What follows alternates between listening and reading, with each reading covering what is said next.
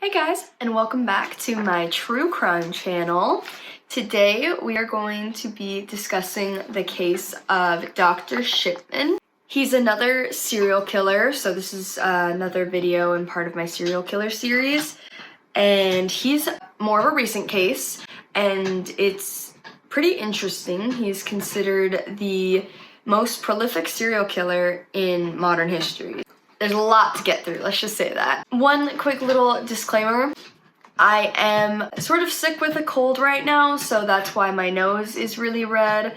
And if you hear me sniffing at all throughout the video or just sneezing or anything like that, that is because I have a slight cold. So I apologize for that, but I still wanted to record this video and kind of get my thoughts out there about this case and just talk about this case because I find this case actually really interesting. So since there's a lot to get through, let's just jump right into it. Harold Frederick Shipman was born on January 14th, 1946 in Nottingham, England. And he was born into a working class family as the middle child, and he grew up in Manchester. He was the favorite child of his mother, Vera, and she was actually very open about this and made it known to him, his siblings, everybody that she came into contact with, that Harold was her favorite son. And since he was her favorite, she really instilled in him this sense of superiority that ended up following him his entire life. Now, Harold was a very bright child, and it was very apparent from a very young age that he was extremely smart.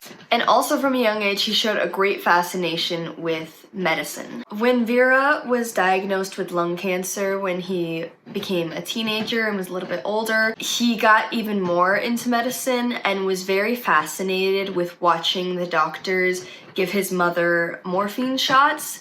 And he was very fascinated with the way that this subdued her pain. And not only was Harold super smart, but he also enjoyed playing sports and was a very active child.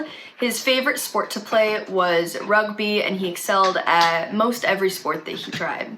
When he was young and even going into his high school years, teenage years, he really had a lot going for him, and his life was on a trajectory for him to be really successful. He had a great family life, he was very smart, he excelled in school, sports, you know, he had friends. Everything seemed to be going for him. However, this would all change on June 21st, 1963, when unfortunately Vera's battle with cancer came to an end when the lung cancer and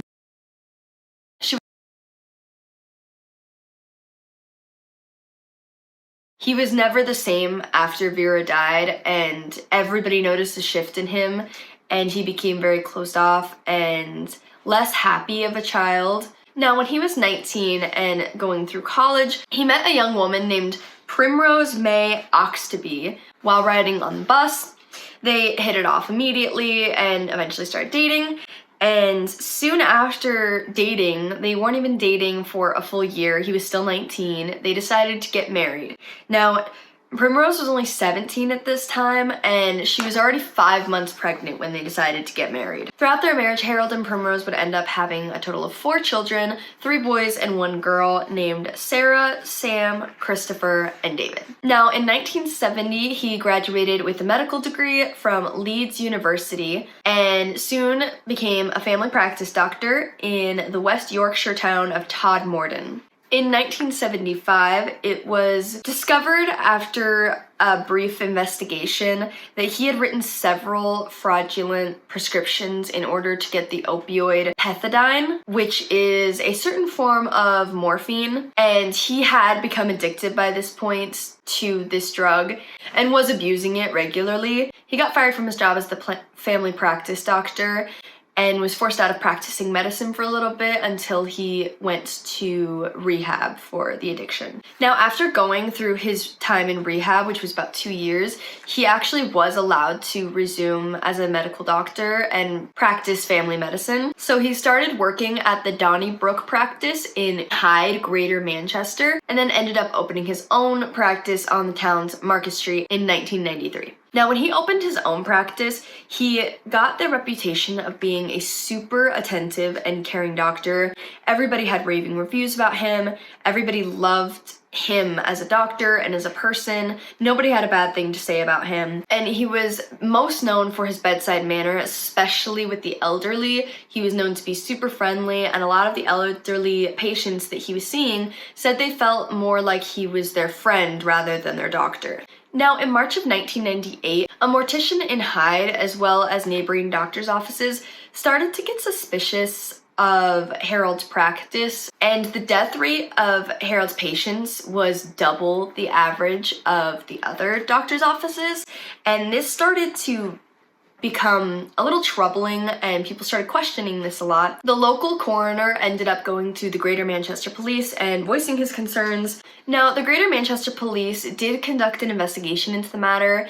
However, this investigation was very poorly done and not thorough in any way. Not only did they fail to contact Harold or any one of his patients or any one of his patients' family members, the investigation also failed to contact the General Medical Council, which is protocol in these doctor investigation cases, and also would have provided insight into the fact that he was doing some things that he should not have been. After a very brief and frankly not the best investigation, the investigation just ended up being dropped altogether, and Harold was free to just resume doing what he was doing. However, in June of 1998, a woman by the name of Angela Woodruff was looking into her mother Kathleen Grundy's death.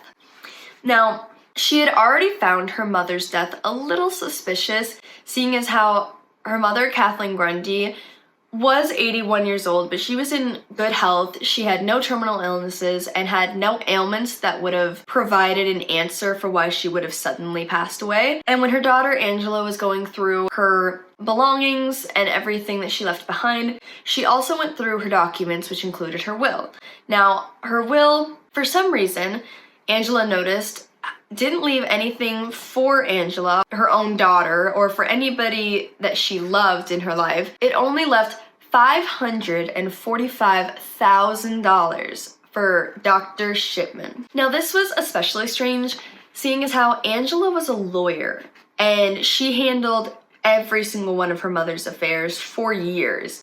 And she knew everything that her mom's documents said because she helped her mom do it. If her mother had decided to change her will to include her doctor, Angela would have been contacted about that by her mother or by anybody who knew to contact Angela. So the fact that it was randomly just changed to leave everything to Dr. Shipman was really alarming to Angela. So after explaining all this to investigators, they decided to exhume Kathleen's body to look again into what her actual cause of death was and to investigate more into everything that happened with her. Now, upon further examination, they found traces of diacetylmorphine in her muscle tissues. And when they confronted Harold about this, he said it was because she was a drug addict. Before Angela could even write that off as BS, the investigators looked into Kathleen's record and saw that Dr. Shipman had added this comment after Kathleen had already passed away,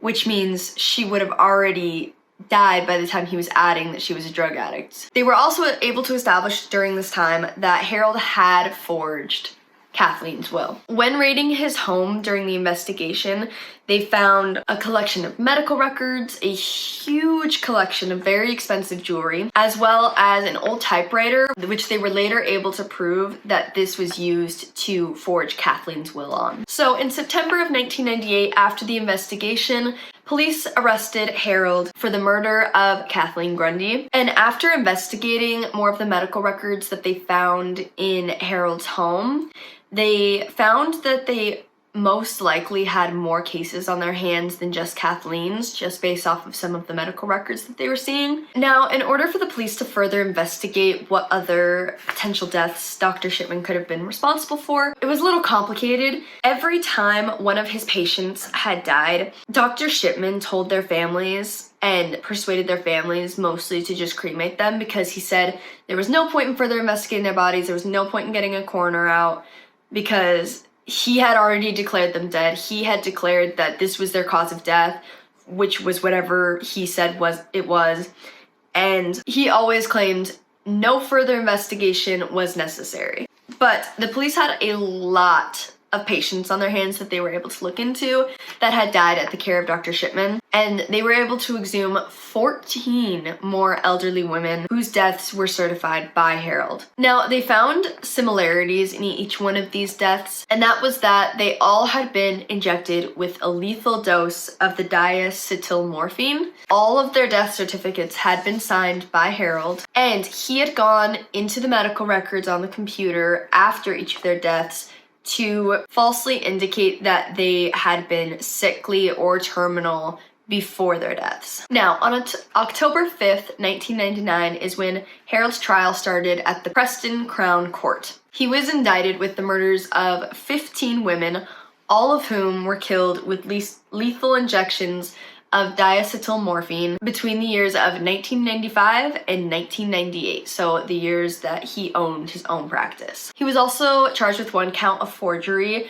for the attempted will fraud. Now, during the trial, the prosecution argued that Harold wanted to have complete control over life and death, and he felt an amount of power from being able to control whether his patients lived or died, and he really liked this. And the defense tried to combat this fact and say that Harold had only mercy killed these patients and that it was out of compassion for them and he didn't want them to be in any further pain. The prosecution called that out as being BS really quickly because none of Harold's patients were terminal. None of his patients were on the brink of death or at risk of being terminal. So Angela Woodruff ended up being the first witness to speak for the prosecution. She was a really strong witness to start out with. She spoke very clearly and assertively. The defense did try to undermine her a little bit throughout the trial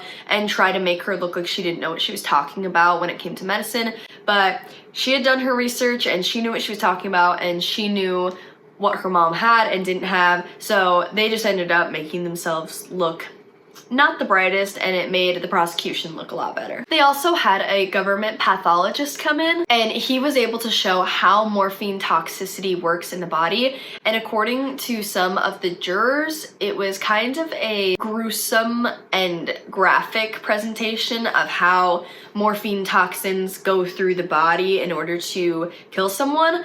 But the visual actually ended up really benefiting the prosecution. It really resonated with people to be able to see that. Something else that came out during the trial was that Harold would often do a lot of house calls and house visits, which was very common. However, whenever the family members brought up something about the way that their parents seemed to be drastically getting sicker or something seemed to be happening to them, like they were dying, he would pretend to call emergency services. He would call 911 on his phone, pick it up, and then he would just immediately hang up the phone and then pronounce the person as dead and say that there was nothing that the emergency services could do at that point because the family member was already dead. Now, although the defense was really trying to do anything that they could to get Harold out of this mess, he didn't do himself any favors during this trial. He came across as very arrogant and like what we were talking about when he was a child and how his mother instilled in him this sense of superiority. I think that came out a lot during the trial, and that did not benefit him in any way. It made him come across terrible.